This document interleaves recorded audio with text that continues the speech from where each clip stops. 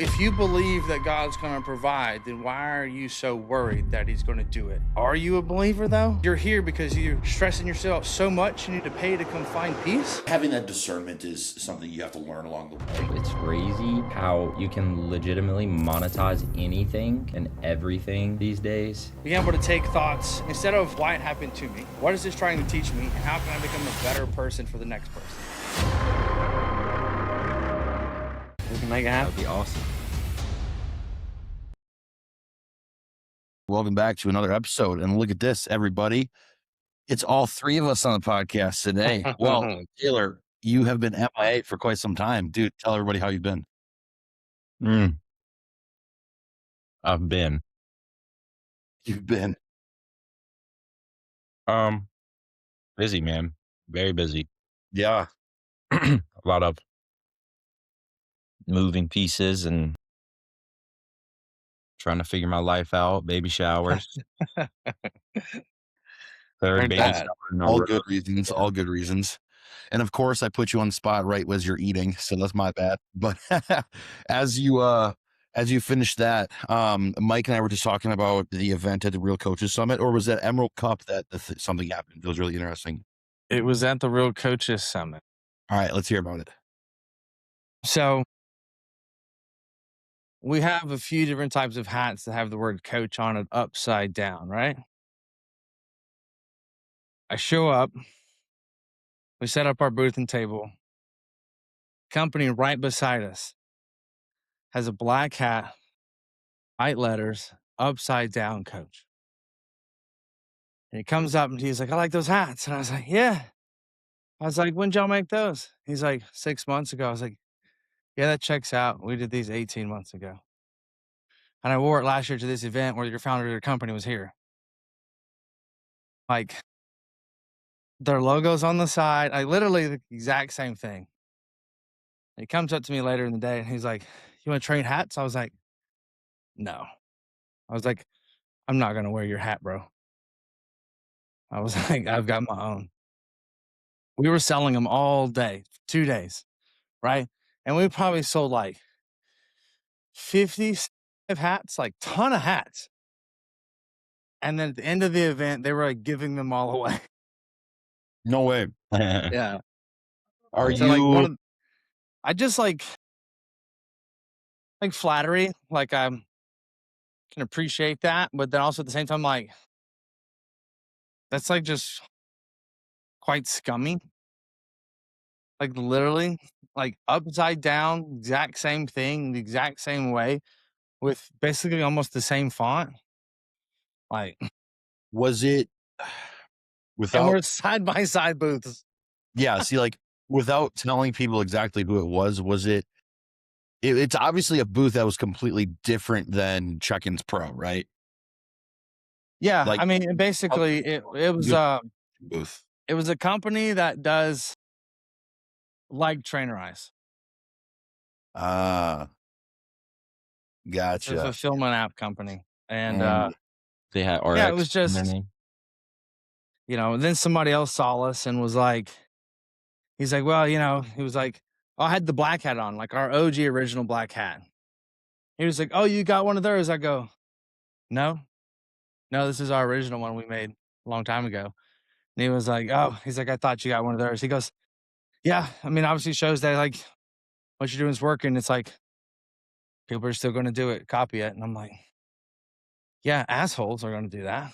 Like, But I what is couldn't it- imagine me going, hey, I'm going to copy this exact same thing from this exact same brand, do the exact same thing, and then want to do a collab with us. Yeah. Well, I'm like, sure. I take that as them wanting to do a collab was like, oh shit, we screwed up. Like this is like me apologizing. I mean, really what it is anybody wants to collab with us or anybody wants to collab with anybody is because, hey, I want access to your network, right? Like all of our coaches suggest they want us to suggest they get their product, right? Vice versa. Usually collaboration typically always benefits one side or the other more. Mhm. But it was again flattery, but just also like slimy. Like I can understand doing something upside down around what it is you do, Mhm. right? But like to have the same thing identical, now it's slimy. Yep. Yep. And they're a software company. Yeah. I mean, dude, I've had this multiple times. Taylor, I'm sure you have. Me and Taylor have the same spreadsheets, if not very, very similar, because of how we got into coaching. Oh shit, where is he? Oh, he's still there. Yeah. Um, I rebuilt Ta- mine because I didn't. I've seen so many people with those. bro, the amount of times where I've gotten, like my spreadsheets now are probably much different, because even mine now are much different than the ones that, Cam had back in whatever, 2020. Okay. So like my spreadsheets now look so much different as that I've learned them over the years, etc. The amount of times where I'll get on a prospect call, whatever, a call with a prospect, and they're like, yeah, this was my program. I don't even know who their coach was. Okay. No idea who their coach was. Like, yeah, this is what I was doing. If you want, me to send over details, etc. And then I see it, and then I'm like, looks oddly similar to what mine used to look like, or what mine does look like. And I'm like, hey, who was your coach by chance? And they're like, so and so. I'm like, I used to coach them. So it's like, and at the same time, their spreadsheets look similar, not the same, because they tried to take it and they don't understand how to operate the sheets because of all the formulas behind everything. And then they end up screwing up everything and don't realize how to do it. And then they're like, oh, wait, like, it's kind of like karma hit them. You know what I'm saying? But it's like the amount of times where I've seen a lot of the same shit. Like, dude, I've had people in copy and paste my same exact wording for my training spreadsheets and then put it into theirs, copy and paste the same exact wording for my check-ins. And I'm like, yeah, there's a reason you're still failing at coaching. It's because it's not about the spreadsheets or the check-in form that makes you a good fucking coach. It's the knowledge application, you idiot. Look at y'all's text. Oh God, here we go. Let me see this shit. Yeah, no, I get that. I've been around. Obviously, I've seen a lot of coaches stuff, and like a lot of it looks really similar.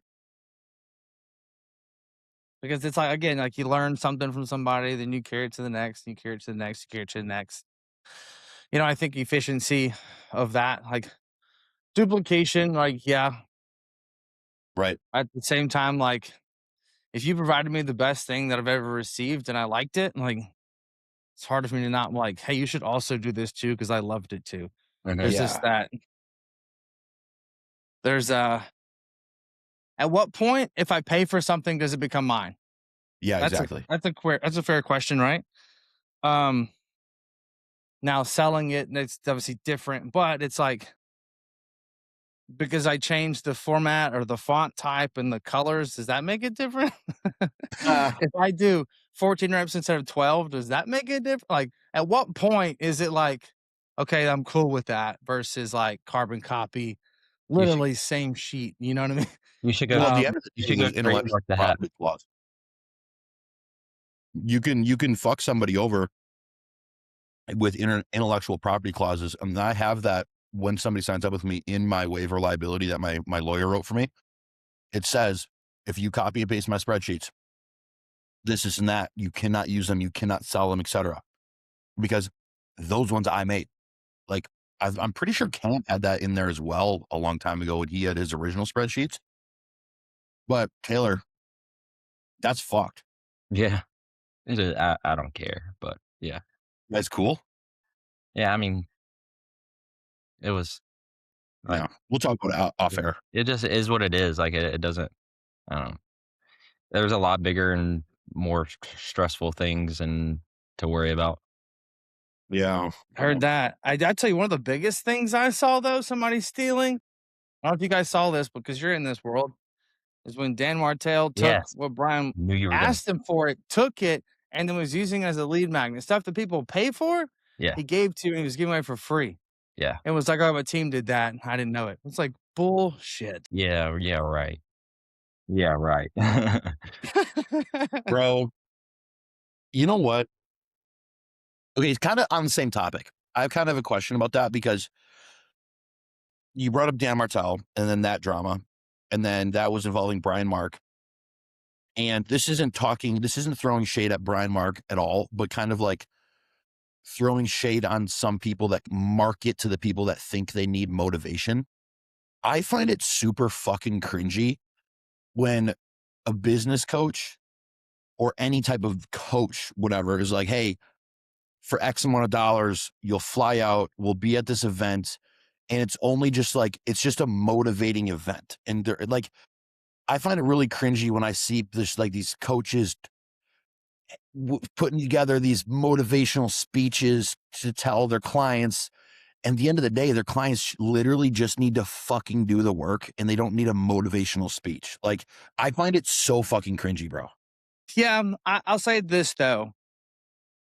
You don't need motivation. Some people lack more motivation than others. And I think that's where like what drives willpower is motivation. So I think there's a time and a place for it for sure. Because I've been asked to give speeches before that are technical, and I've been asked to give speeches that are just tell us your personal story so it can inspire somebody that if you can do it, so can they. And so I go to the time and place. I will say this though. What Brian Mark does a fantastic job at is speaking life into somebody to make them do something. His content does it. Like, I struggle with that type of like Enthusiasm. talk. Yeah. Enthusiasm or just like light a fire, because like for me to do that, like it's just not natural. Like I'd say Andy Frisella, same concept, right? I'm going to take more of the Ed Milet approach than the Andy Frisella approach. Mhm. I'm more like, I'm going to coach you into do it versus yelling at you to do it. And everybody needs a different thing. So I got yelled at my entire life. I don't need somebody to yell at me. I'm going to yell at myself way more than you're probably going to yell at me. And so I actually need somebody to encourage me. I'm the same way. Like if I'm in the gym, you don't need to call me a bitch for me to make me do it. I just need you to say, you got this. Do one more. I believe in you. And I'm like, I'll die for you. All right. So I just think it's like different people need different things. And I think whenever somebody's starting out, I think they need more of that fire. I just think for those that are already like doing it, it becomes cringy only because it's not required or needed. Just like he don't need it either, but that's what he gives. Yeah. You know what I mean? Like, and that's the thing. Like, and Brian is like, Brian leads the space in his niche. And like me and Brian are cool. I mean, like I used to coach Brian. Dude he is the best at what he does. Oh, 100%. But I see some of these other like business coaches, like when I see Brian posting a reel of him speaking to a group of people in an auditorium or whatever, I actually listen to it because it's engaging and I know him personally. And I'm like, oh, that's a great message. Okay. But when I see it from other business coaches that are just getting into it for like their second or third year, like this one dude, Gabe No Victim on Instagram, this dude with all these fake tats, all this shit. Like I'm like, bro, like what are you, just because you have couple 100,000 followers means that you can go motivate people to go make 10 grand a month, but you have nothing really to back it up. Like, I don't know, dude. I just really hate the side of the industry or the space where it's like, oh, I'm here as a business coach or business mentor and a motivational speaker, but I'm more so motivational speaker because that's where I sell my high ticket stuff and I have zero deliverables, just my motivation speaking. It's like, what if you actually built it as a business? Brian can back it up with his business income. Like, bro, I used to be mentored by Brian and that he was the first one. I'll always give him credit. That's how I went from 0 to 10K. You know what I'm saying? But man, there's a lot of wannabes and fakes out there, bro. Yes. And to be honest, I've been like thinking about this and talking about this a lot lately just because the businesses and everything and just learning different types of businesses and stuff. And then I was telling my business partner a couple days ago, it's crazy how you can legitimately monetize anything and everything these days. And like, it like that for like there's a guy that's fucking charging for people to come kind of along the same thing, Nick, and this is the first thing that popped in my head while I was thinking about it. There's a guy that's charging for men to bring themselves and their son to a camp for a week, and they basically put you through boot camp. It's called like Yay. Dad and Son Boot Camp or something like that, and they like mental hardness. But it's like it's just crazy that people like you can monetize any fucking thing, and it's like no matter how you look at people, are like that's so stupid. There's some people like in the things that we think are absolutely just ridiculous. There are people that are making a fucking killing by selling it. Sure. Yeah, they're making a killing on it, and that's like it's one of those things too where, I mean, I automatically like I do judge pretty quick, like just now. You know what I'm saying? And I know a handful of people, like in my head, I'm like, oh, that person does that. That person does that. You know, it's like this. Hey, we're gonna toughen you up, create a bond between you and your son. No, do you really need to create a bond between you and your son by having some guys yell at you as you crawl through the mud, or do you actually just need to go fishing with your son? Do you actually need to, or do you need to go dig a hole in the fucking yard with your son and like teach him how to do that shit? Like, I get irritated with stuff like that, man. I really do. And at the end of the day, some people are into it. I'm not saying nothing positive comes from it, but not my cup of tea.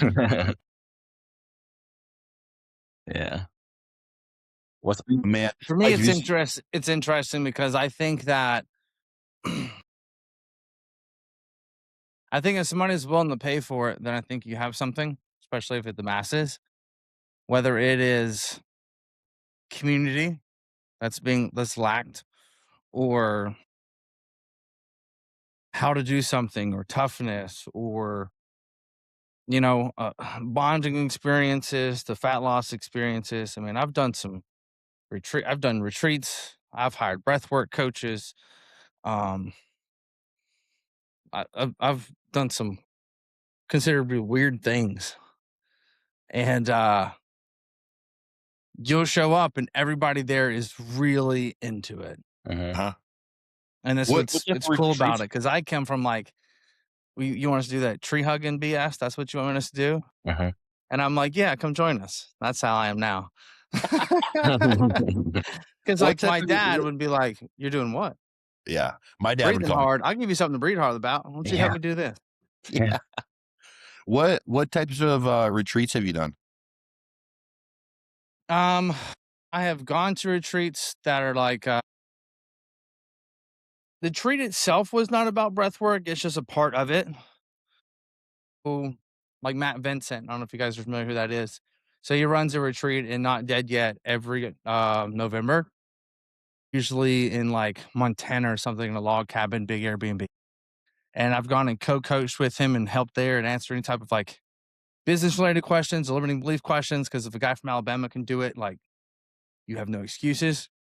So just trying to help those. And so, man, it's like people that are just lacking something internally to help them get through it. And so we're trying to find out, like, answer their whys and things. And sometimes I just think people are lost and they're in search of something, whether that's themselves or I always defer to like God, like we're searching.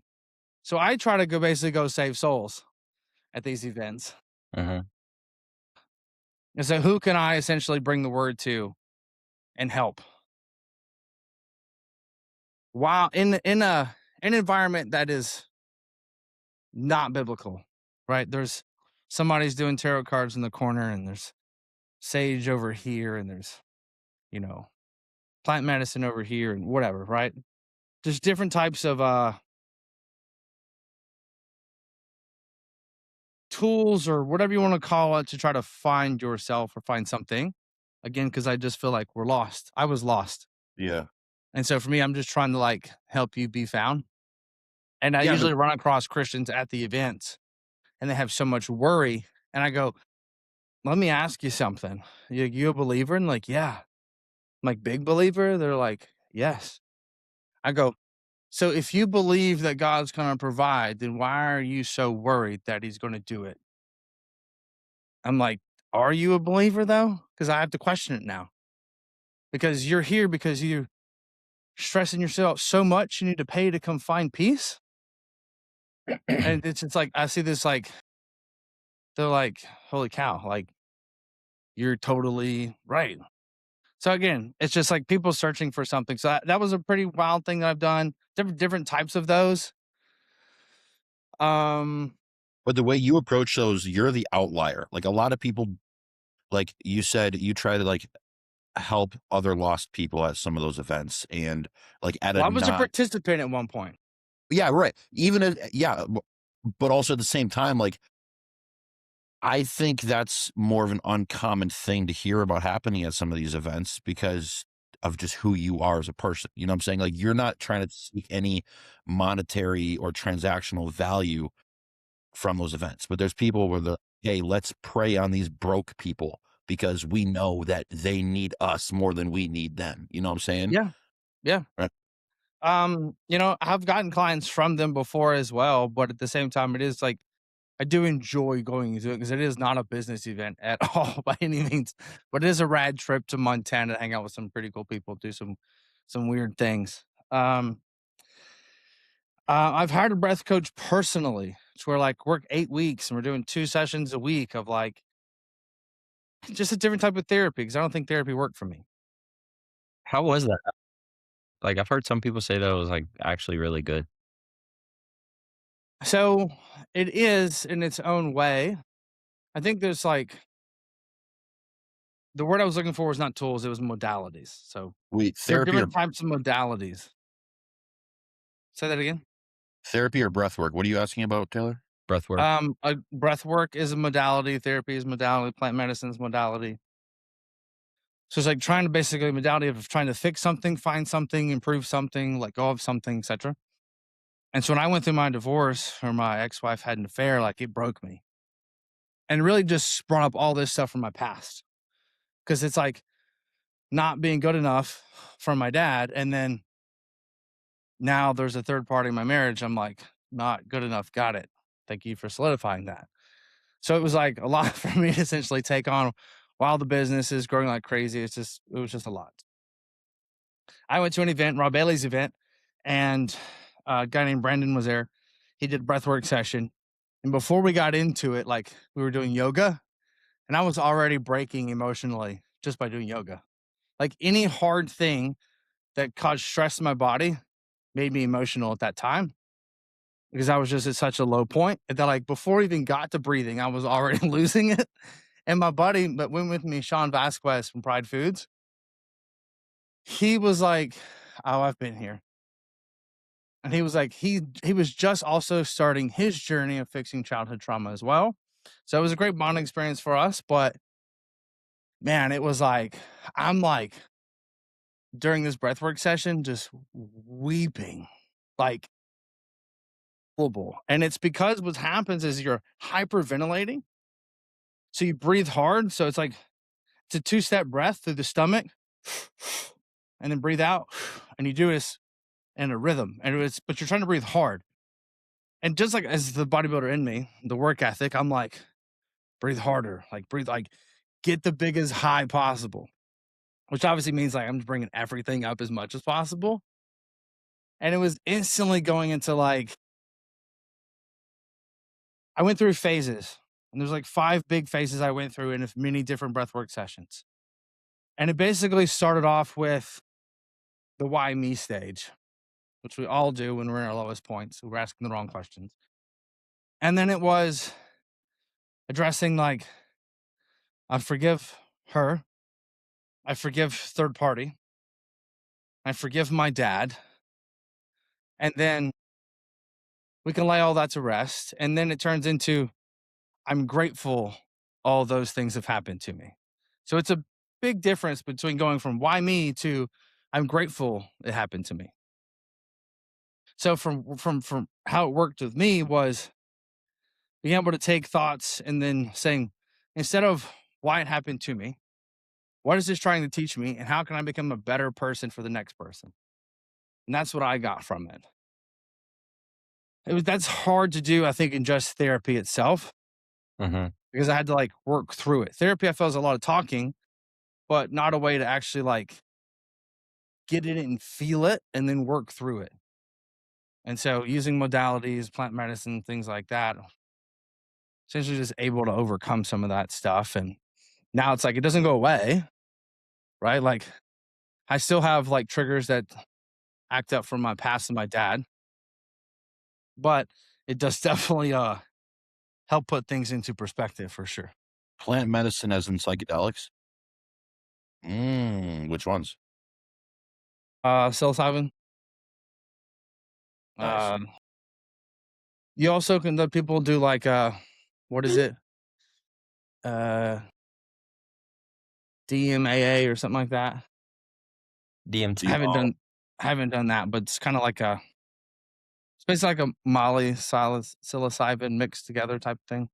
Wait, are you Where talking you about just like get DMT? in your feels. DMT. Because That DMT, is one, but I think there's another one DMT that's is wild. I've done 4-actor DMT, and it's I was haven't I done was that.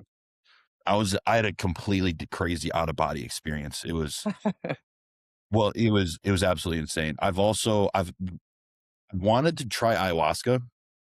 I actually saw ayahuasca in my hunting trip out in Texas back in November, and just growing out of the ground, my guide was like, "Hey, you see this?" I'm like, "A cactus?" And he's like, "No, that's ayahuasca or peyote." It was peyote, not Mhm. ayahuasca. Yeah. Um, and I was like, "Holy cow!" And apparently, I don't know. It's like apparently you can only dig it up at certain times of the year or whatever. Hey, boys. The one time I am here, my fiance, who's also 31 weeks pregnant, locked her keys and her phone in her car. So I'm gonna have to Mahalo. dip. You're good, bro. Sorry. Go take care of it. All right. I'll see y'all. See ya. That's too funny. Yeah. I've got some um, buddies like that have done tons of like between frog poison to grams of psilocybin to wow. I mean, I've done like go on a trip to do like 3 days of ayahuasca. Like my they're like fair share of chasing it. I've never chased it at that extent. Like I've done a psilocybin quite often, or not quite often, quite a bit. I mean, it's probably been like 6 months since I've done shrooms. But from a dosing perspective, like what would you do? Like, what would I recommend, or what did I get up to? We don't make Because recommendations on illegal substances. yeah, However, well, make recommendations. Well, I've done 3 grams before, which is a ton, and it's I'm talking also like the entry dose of tripping.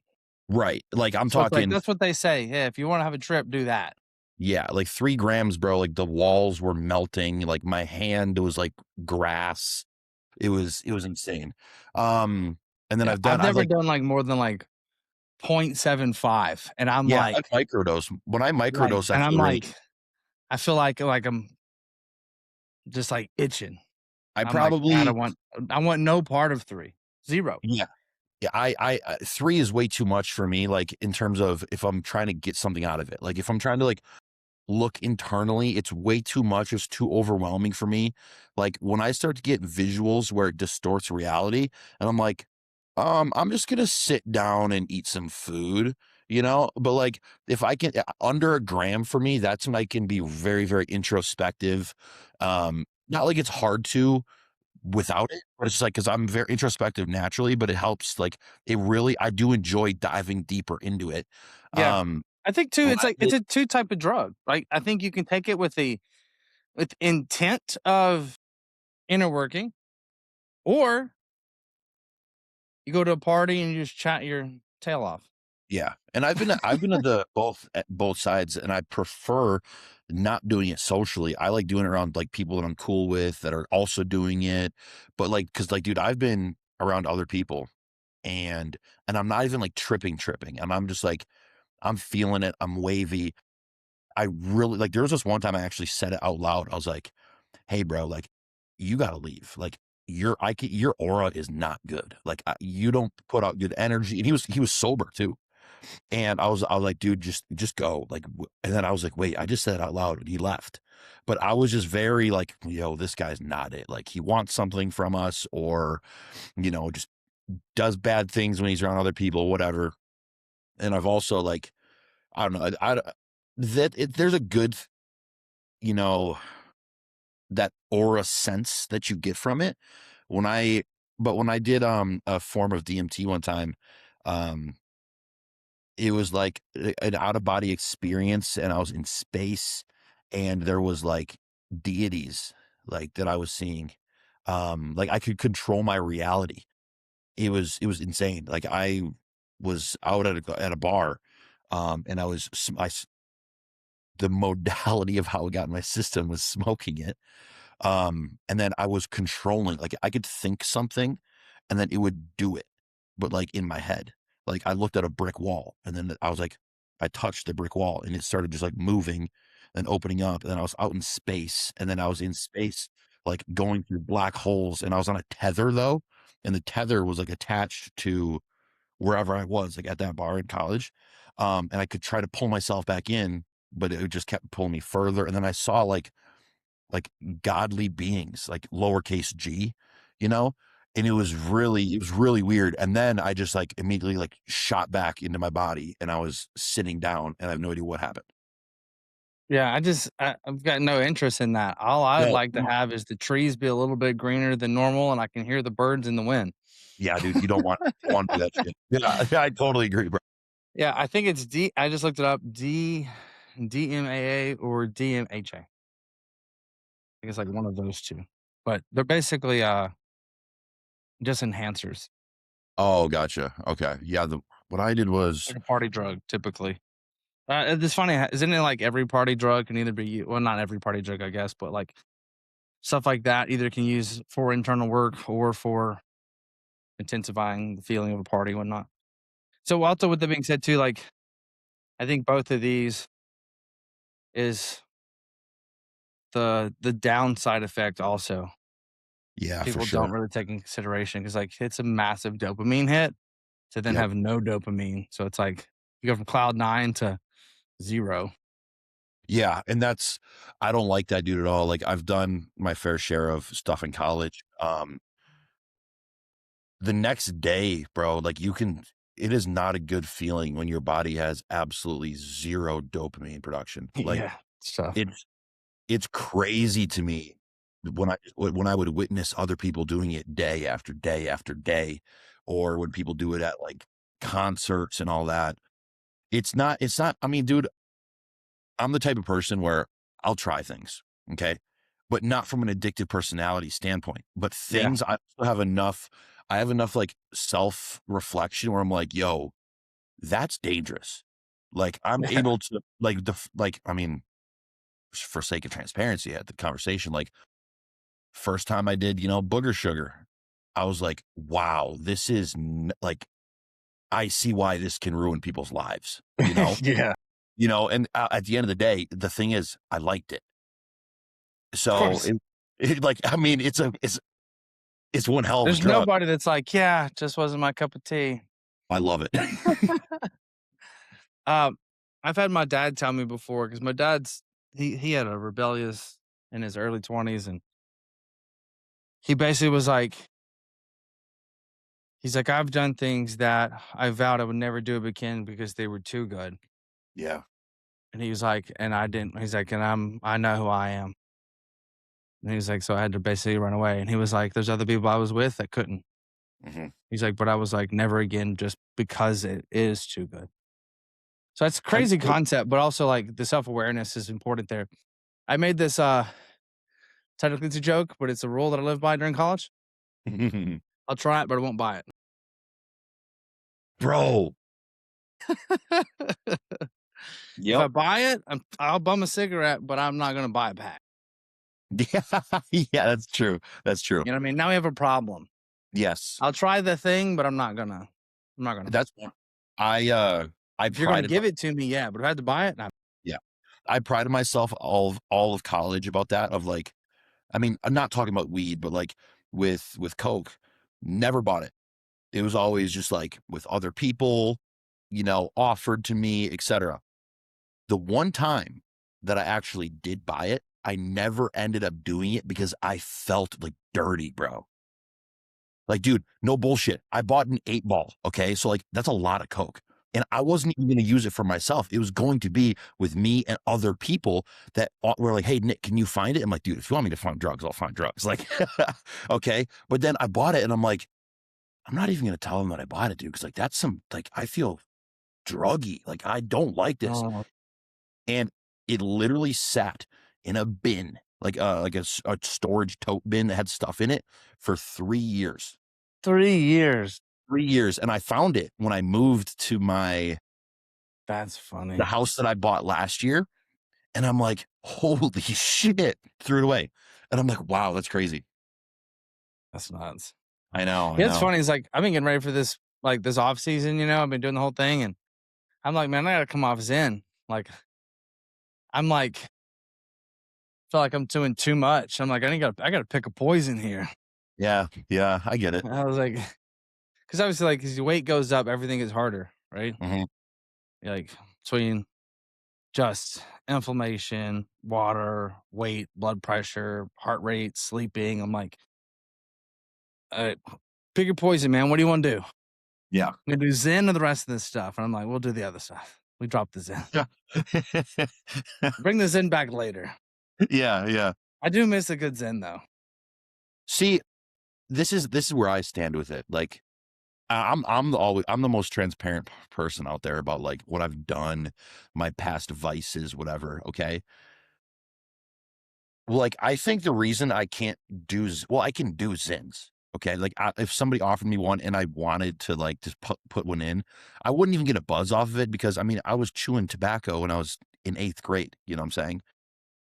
I think that's the reason why I can't do Zins or even, like, chew anymore is because I did it so young. And what, for 6 years out of my young life, and I stopped when I Mm, was 19 years old.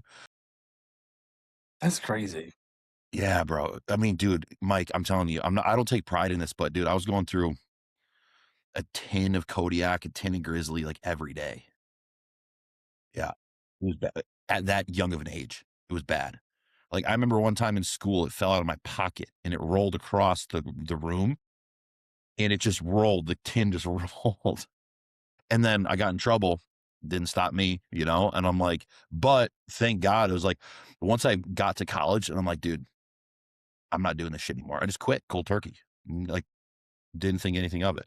So, like, thankfully I have that type of ability, but some people, because it can get you. But the Zins, I get acid reflux from any, like, nicotine type pouch now to this day, like, always. Yeah, I do miss it. I never did it like growing up. I went straight into like sixes like an idiot. I was like, yeah, I just felt crazy. And then I quit for a year and then got back on twos on a golf course. And for like time I got back, I was like, well, I can do threes. This is no big deal. And then did that for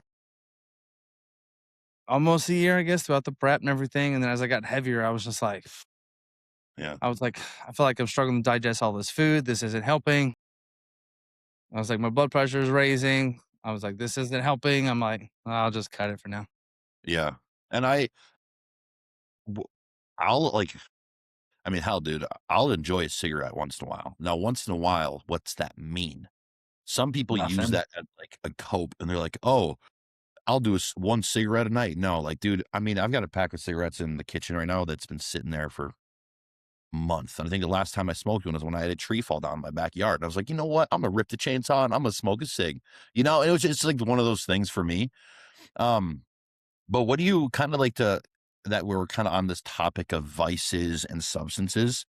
Like, I've also been told by people, okay, people that aren't currently in my life. So it's not like I'm outing anybody, but that's listening to it. But I've been told by people that are also believers, they're like, that's a sin. That's like a poison they put in your body. Like, you shouldn't do that. Like, that's against the word. Like, how do you digest that when people tell you that? Uh,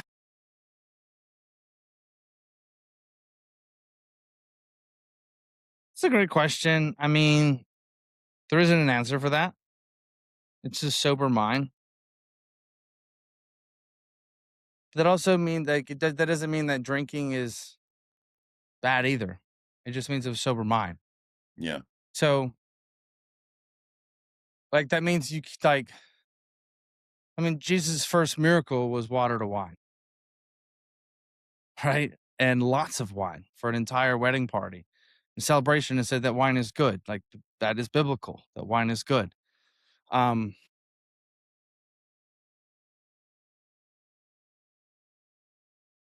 I'm not here to say I think either. I think that's difficult to say. I think there's a heart posture thing and a conviction on your own. Yeah. I don't necessarily see it as bad. I think anything is bad if it's detrimental, consistent to yourself or other people.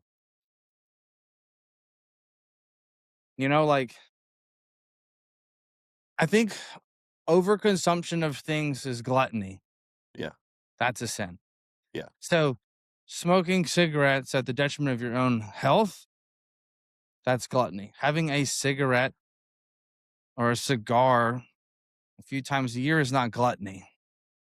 Drinking wine 4 glasses a night is gluttony. Having a glass at dinner on a date night is not gluttony. Yeah. So it's like, going out and having $30 worth of McDonald's occasionally is like,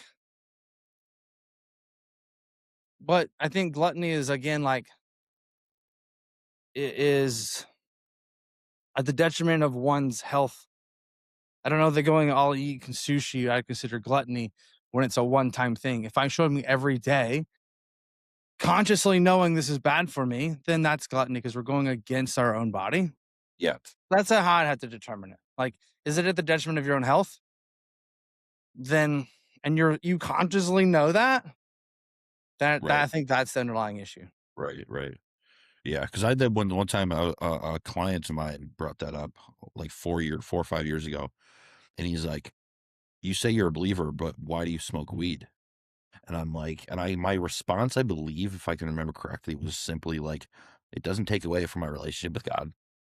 I can quit whenever the hell I want to. 'Cause I've done it. Like I prove it. Like when I go up north to be with my parents, out of respect to them, I don't bring any weed. I don't bring any like dab pens or whatever because it's their home, And it's like I fall asleep fine. I don't get anxiety, And I think that was my response to him. I'm like, I don't look at it as taking me further from God or further from the people that I'm around, But sometimes I feel like people really look at things as very, very like every single rule they have to follow to get into heaven. You know what I'm saying? Yeah. Again, I'm gonna say, gonna go back to sober of mind. Like, I think that you can take an edge off, and there's a difference between like drooling on your couch. Like, that's just for me. That's where it is. Now, where is that line? That's on you. Yeah. Personally, for me, if I'm drinking, any type of drinking is gluttony for me because it takes so damn long for me to get drunk. And so it's like that's just an immediate turnoff for me. I have a friend of mine that used to be addicted and drink and then like coke and all these things, and him and his wife, they basically now go, and they're like great shape, amazing coaches, like good friends, and they go, "You want to drink tonight?" And they're like, "Maybe." Like, are we going to get drunk? Are we going to tie one on? No. Nah, I'm not drinking. So it's like either we're going to have a good time or I'm not doing it. Yeah. And I'm like, I love that approach of just like, are we in? If not worth it. Yep. I'm the Like, same. are we gonna grab the Advil to go, or are we just gonna enjoy this and not rip our stomachs apart for nothing? 100%. I'm the same way. I think that's interesting. But I stopped drinking, and I was talking about it the other day. I was like, I do miss a good buzz. Like, I do miss a good buzz. Yeah. I don't miss the next day, but a little 3-drink margaritas. It's a good feeling. Bro, yeah. But It does get you feeling good, man. And I'll be getting on the way to getting drunk is fun. yeah, on the way to getting drunk is way more fun than being drunk. Yeah, totally. Like oh my God, bro. But I'll stop before I like topple. Like I physically will get sick. My stomach will just be hurting. I'll just be like Like I can't black out because I'll get sick before I black out. Yeah, see, that wasn't me in college. Like, let's say, yeah, I would black out very often. Like, I mean, hell, dude, what? Yeah, I don't know. I don't have to go there. But like even for me nowadays, it's so weird. Let's say I want to get drunk. Like, I mean, hell, the last time I was actually drunk was New Year's Eve. You know, this past New Year's Eve, Nice. and I was with all my friends. You know, we're just at an Airbnb in the middle of Wisconsin. All my college friends. And like a close group of people. We didn't want to go out. We were just playing, you know, drinking games, playing poker, this, and that. I get to a point where I'll be drunk, and then within like 45 minutes, I feel myself getting closer to sobriety. Okay. Sobering So up. like not, I don't feel myself heightening. I literally, in my mind, I think of it as like, wow, my body's just like cranking through this. And Yeah. then it turns me off because I'm like, oh, I got to keep drinking. You got to double down. Yeah. And I'm like, if I have to keep doing something because it doesn't last that long, then it just turns me off, you know? It's like, bro, like, I don't know. I mean, it's good being around with people. But even if I'm going out to dinner, man, like, I'll maybe have a glass of wine or, you know, a double glass of whiskey, and that's it for me if I ever want a drink. Yeah, I used to do the same thing. I just like dessert's already gonna hurt my stomach. I don't need alcohol on top of it. Yeah, exactly. Yeah. And at the end of the day, dude, like I don't like obviously the next day, but it's just I like routine so much with business, with coaching, Mhm. with my morning routine. I really can't sacrifice an hour of it being off. You know, like if I sacrifice an hour of my sleep and I'm not getting into REM sleep, like, dude, at the end of the day, I'm still a bodybuilder. Like, I need to prioritize Correct. sleep. I need to prioritize my schedule around the gym, all that. If I can't train for 2 days because my gut is so messed up, then it's like it was never worth it in the first place, no matter what memories were or were not made, you know? But anyway, having that discernment is something you have to learn It's along the key. way. Yeah, you gotta learn it. You gotta figure out what not to do, and yeah, but Weird direction on the pod today, yeah, very weird. but also just has some humanness to it as well. So, Yeah, man, I gotta run. I gotta take another call. Yep. It was a pleasure as always. It's always fun learning new things about you, Nick. yeah, dude. Likewise, man. I appreciate that. And man, keep Everybody, crushing it. 17 weeks out today yeah, you are. for myself. Yep. So just had talked to Taylor. We got the plan in place.